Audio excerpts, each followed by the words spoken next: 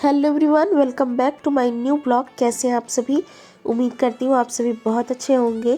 तो बहुत दिन बाद आज ये वीडियो अपलोड कर रही हूँ मैं। मुझे लग रहा है एक आधी हफ्ते तो हो ही गए हैं। तो कुछ ऐसे ही चल रहा है आजकल। वीडियोस कुछ शूट भी नहीं हो पा रहे हैं और कुछ अपलोड भी नहीं हो पा रहे हैं। तो जैसे जैसे जो भी कर रही हूँ थोड़ा बहुत मैंने रिकॉर्ड किया है तो वो मैं आपके साथ शेयर कर रही हूँ आज। तो ये ना वीडियो 3 से 4-5 दिन पुरानी है। मैंने भिगाई थी मूंग की दाल, छिलके वाली जो मूंग की दाल होती है ना, स्प्लिट वाली, वो भिगा दी थी मैंने 4 से 5 घंटे पहले। और अच्छी तरह से वो भीग गई है। तो अभी शाम का टाइम है तो मैं उसका कुछ स्नैक बनाने जा रही हूँ। तो उसको मैंने अच्छे से पानी से कई बार वॉश कर लिया है। थोड़े बहुत उसके छिलके भी मैंने उतार लिए हैं, पूरे नहीं उतारे हैं, थोड़े बहुत उतार लिए हैं।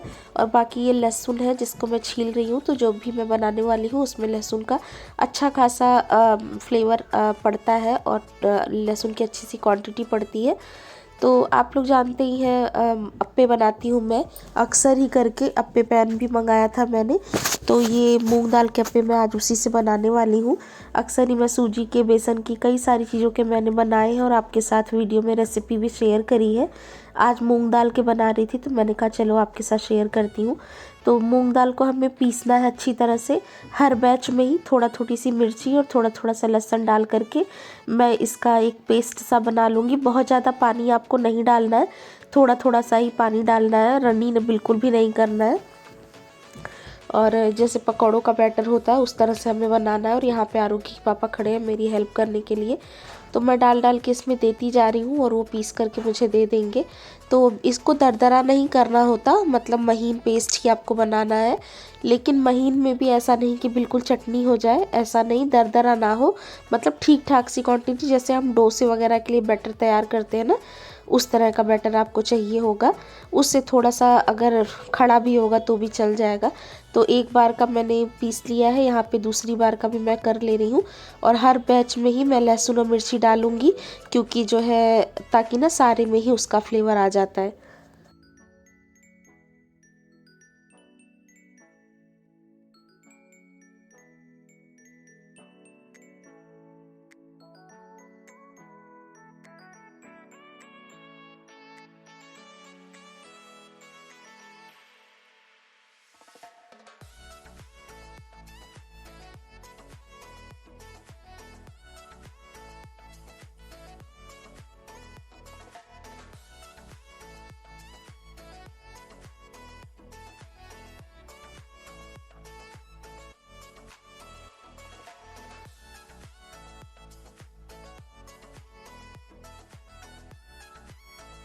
तो देखिए यहाँ पे सारी ही दाल को मैंने पीस लिया है। दूसरा वाला जो बैच था ना उसमें पानी थोड़ा सा ज़्यादा पड़ गया था तो वो थोड़ा सा रनी हो गया। तो लास्ट वाले में मैंने फिर पानी बिल्कुल ही नहीं डाला, बहुत एक घूंट जैसा डाला था। तो यहाँ पे ऊपर से मुझे कुछ भी पानी वगैरह डालने की ज़रूरत नहीं पड़ी। बैटर हमारा बिल्कुल सही कंसिस्टेंसी में आ गया था जैसा मुझे चाहिए अप्पो के लिए। और उसके बाद फिर मैंने इसमें नमक डाला है, थोड़ी सी हल्दी डाली है, थोड़ा सा धनिया पाउडर डाला है और एक पिंच जैसा अगर आप चाहो तो सब्जी मसाला भी डाल सकते हो, लेकिन मैंने नहीं डाला। सिर्फ इसमें लहसुन और मिर्ची का जो फ्लेवर होता है ना वही आता है और वही बहुत अच्छा लगता है। और सेम बैटर से आप डोसा चीला भी बना सकते हो और अप्पे भी बना सकते हो। तो मैं भी इसका चीला भी बनाऊंगी फ़िलहाल, लेकिन तैयारी मैंने अप्पो के लिए ही की थी, लेकिन बाद में फिर मुझे लगा जल्दी हो जाएगा। और ऐसी कोई चीज़ बनती है तो साथ में चटनी तो देखिए ज़रूरी है। तो यहाँ पे चटनी की भी तैयारी कर रही हूँ मैं। चटनी वही सिंपल टमाटर वाली बनाऊंगी, टमाटर लहसुन मिर्ची धनिया वाली। और ये हरा वाला लहसुन था, ला करके रखा था काफ़ी दिन से, 2-3 दिन हो गए थे। तो थोड़ा सा ये पीला पीला भी हो रहा था तो इसके जो पीले पत्ते थे वो मैंने सारे ही निकाल दिए हैं। बाकी स्टेम और हेड के साथ ही इसको मैंने पीस लिया है। तो चटनी में भी इस वाली लहसुन का फ्लेवर बहुत अच्छा आता है। तो यहाँ पे चटनी बन के हो गई है बिल्कुल तैयार। और ले लिया है मैंने अपना ये अप्पे वाला पैन। तो इसमें ना थोड़ा सा हर कैविटी में हमें तेल डालना है, सरसों का तेल ही यूज़ कर रही हूँ मैं। और मेरे पास ना वो ब्रश नहीं है, हर बार जब अप्पे पैन निकालती हूँ तब मेरे याद आता है कि मुझे ब्रश की ज़रूरत है। क्योंकि ले भी आई थी मैं तो फिर वो ना अच्छा नहीं था, वो 1-2 बार में ही ख़राब हो गया। तो अभी ना, क्योंकि ये सारी चीज़ें रोज़ तो बनती नहीं, 15-20 दिन में कभी एक बार काम लगता है, तो जब इसको निकालती हूँ, जब मुझे ब्रश की याद आती है। लेकिन इस बार लिस्ट में रख रखा है मैंने, लिख रखा है मैंने, ज़रूर जाऊँगी तो ले आऊँगी। फ़िलहाल देखिए सारी कैविटीज़ में थोड़ा थोड़ा सा मैंने सरसों का तेल डाल दिया था, और उसमें मैंने डाल दी है राई। कड़ी पत्ता भी आप इसमें डाल सकते हैं, लेकिन मेरे पास कड़ी पत्ता था नहीं, तो इसलिए मैंने नहीं डाला है। आपके पास हो तो ज़रूर एक एक दो दो पत्तियाँ सारी कैविटीज़ में डालिएगा, अच्छा फ्लेवर आता है। और उसके बाद यहाँ पे आधा से थोड़ा ज़्यादा स्पून भर करके ही, मतलब जितना इस कैविटी में आराम से आ जाए उतना उतना मैंने इसमें बैटर डाल दिया है। थोड़ा सा खाली इसलिए रखा है क्योंकि ये बाद में थोड़ा फूलेंगे भी ना, तो जो है उसके लिए भी जगह चाहिए। अच्छा, अगर आप चाहते हैं तो इस बैटर में ना इनो या सोडा वगैरह का भी यूज़ कर सकते हैं। मैं भी कई बार करती हूँ, लेकिन आज मैंने बिल्कुल ही सिंपल रखा है। सोडा वगैरह मैंने इसमें कुछ भी नहीं डाला, तो इसलिए ये बहुत ज़्यादा नहीं फूले थे, लेकिन पकौड़ों जैसा टेस्ट इसमें आ रहा था, अच्छा बन गया था। तो अगर आप चाहते हैं तो आप डाल भी सकते हैं। और 2-3 मिनट इसको आपको ढकना है मीडियम टू हाई फ्लेम पे स्टार्टिंग में। और उसके बाद आप इसको खोलेंगे ना, तो थोड़ा थोड़ा सा ये नीचे के तरफ से पक गया होगा। उसके बाद आपको इसको पलट देना है धीरे धीरे करके।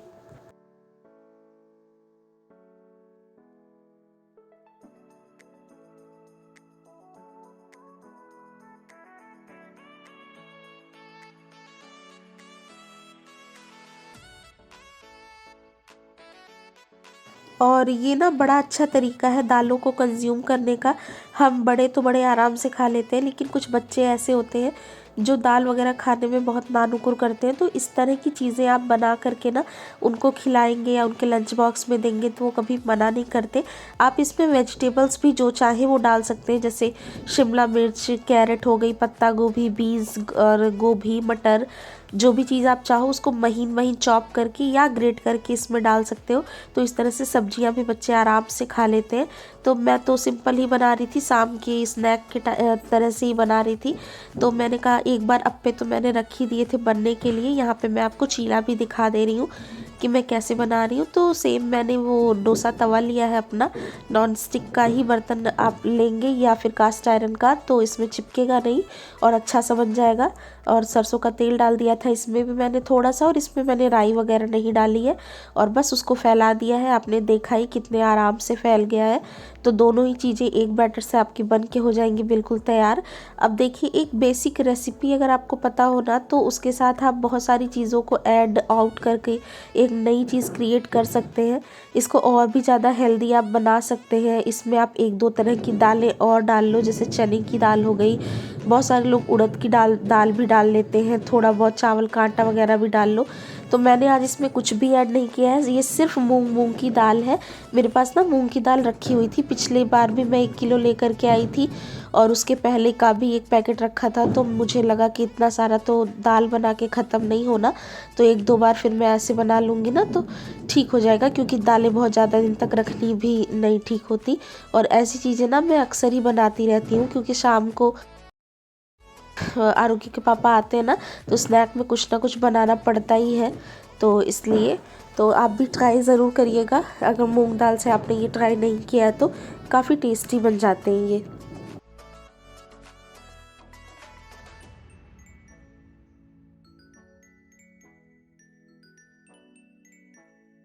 और इन अप्पों को ना थोड़ी थोड़ी देर पे आपको पलटते रहना है, क्योंकि इसकी हीट जो होती है ना वो बीच की कैविटीज़ में ज़्यादा लगती है और किनारे किनारे में थोड़ी सी कम लगती है, क्योंकि हम बिल्कुल हाई फ्लेम पे इसको नहीं कुक करते होते।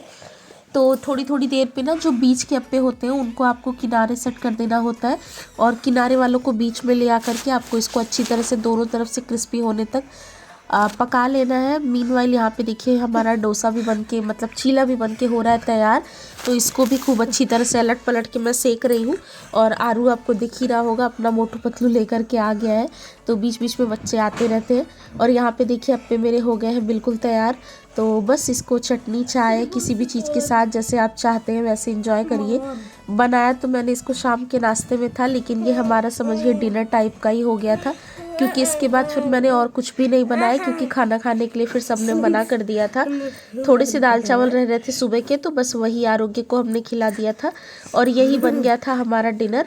तो इस रेसिपी को आप ट्राई ज़रूर करिएगा, बनाइएगा किसी दिन, अब आने वाले संडे में भी बना लीजिएगा। और अगर आप ज़्यादा कुछ इसमें तामझाम नहीं करना चाहते तो सिंपल यही मेथड ट्राई कर लीजिएगा। बहुत सारे लोग इसमें दही वगैरह सब कुछ डाल देते हैं, मैं भी कई बार डाल लेती हूँ सूजी, दही, थोड़ी बहुत सब्जियाँ। करना चाहते हैं तो करिए, नहीं करना चाहते तो इस तरह से भी आप बना लीजिएगा और पसंद आएगी आपको, मुझे उम्मीद है। और बस यहाँ पे दूसरा बैच भी डाल दे रही हूँ मैं, और इसके बाद एक डोसा और मैंने बना लिया था। तो बस इतना सा ही बैटर था जितना मैंने दाल पीसा था उसमें, और ये हमारे 2 लोगों के लिए बहुत था।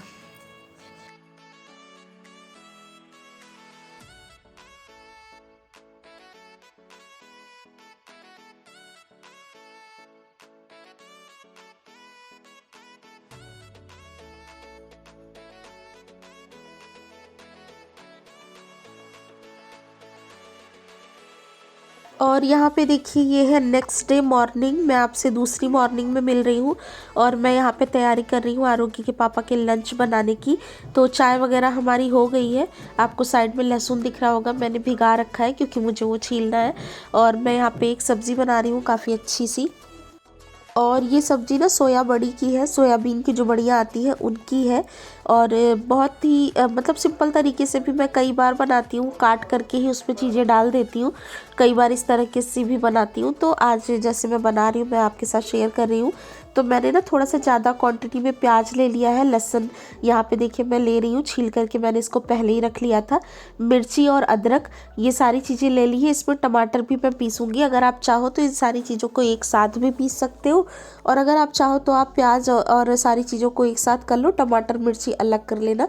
लेकिन क्योंकि सुबह का टाइम है, थोड़ी सी जल्दी है, तो इसलिए मैं एक साथ ही कर दे रही हूँ। टेस्ट में कोई बहुत ज़्यादा फ़र्क इसमें आने वाला नहीं है। और टमाटर प्याज इस सब्ज़ी में थोड़ी सी अच्छी क्वांटिटी में पड़ता है।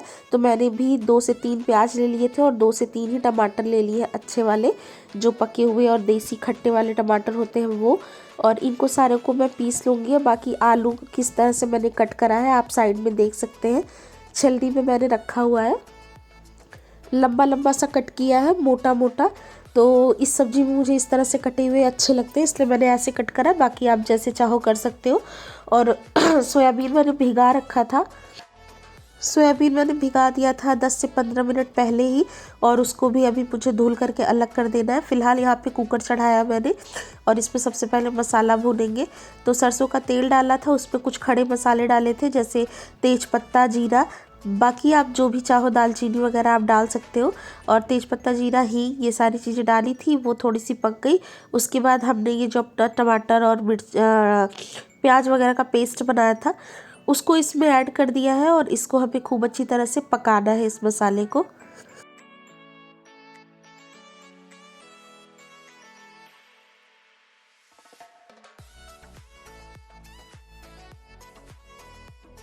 और थोड़ी सी ही देर ये मसाला पक जाए, उसके बाद आपको इसमें ड्राई इंग्रेडिएंट्स को भी ऐड करना है।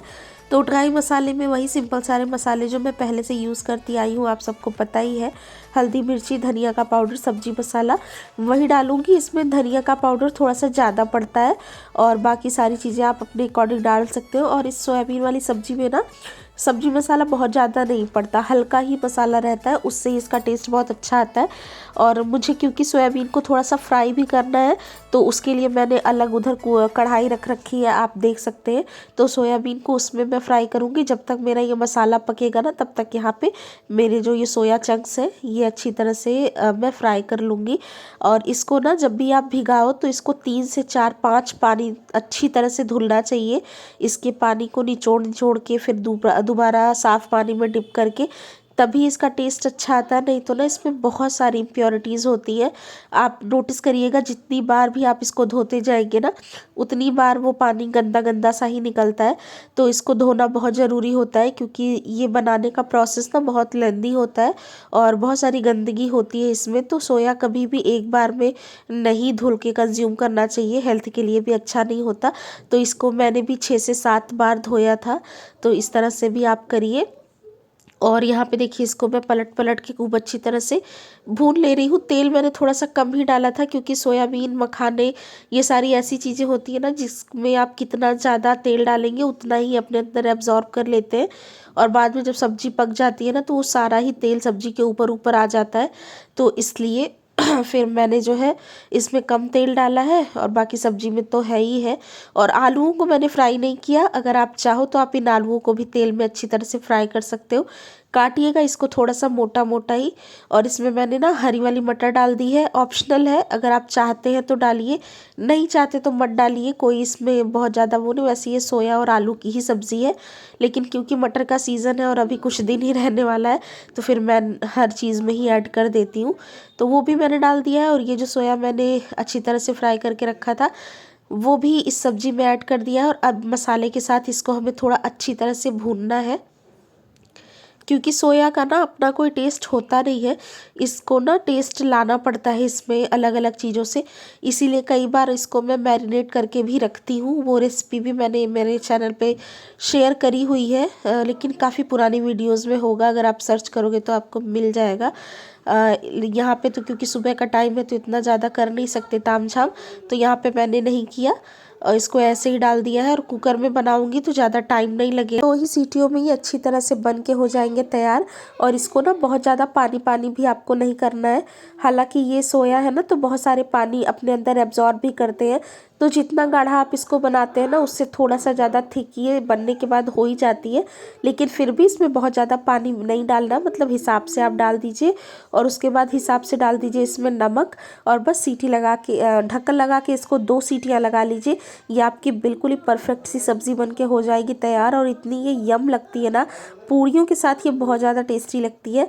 तो यहाँ पे देखिए मैंने ढक्कन बंद कर दिया है कुकर। और ये वाला कुकर ना कभी कभी बहुत परेशान करता है, बंद ही नहीं होता और कभी कभी बड़े आराम से हो जाता है। तो यहाँ पे बंद हो गया है और इसमें मैं 2 सीटियाँ लगा लूँगी। 2 सीटियों के बाद कुकर मैंने खोला है। सब्जी की रंगत देखिए, देख के ही आपको लग रही होगी ना ये बहुत टेस्टी सी बन गई है। और बस अब इसको लास्ट में गार्निश करना है खूब सारे हरे धनिए के साथ, और बस आपकी अच्छी सी सब्ज़ी बन के हो जाएगी तैयार।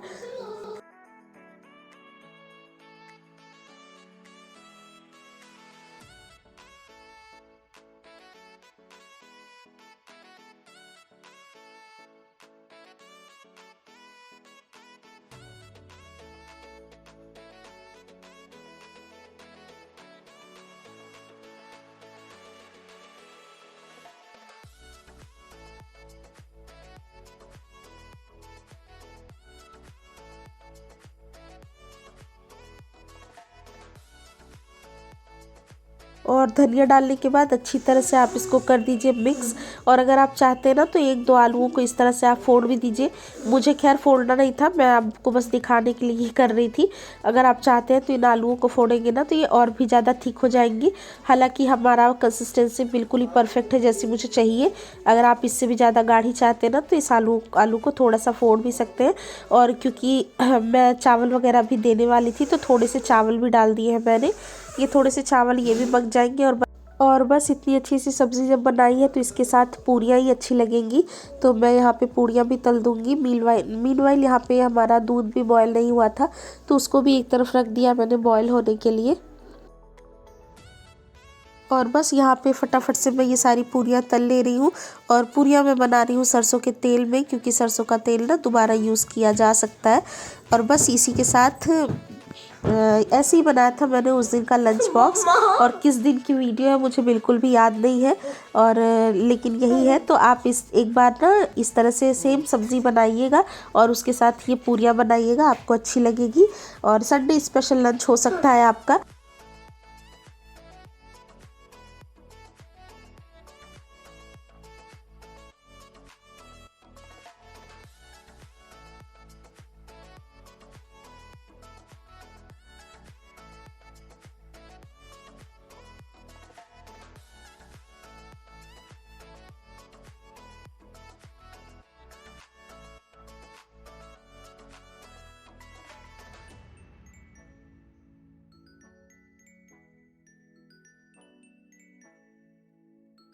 और आरोग्य के पापा ना पूरियाँ वगैरह बहुत कम ले जाते हैं लंच बॉक्स में।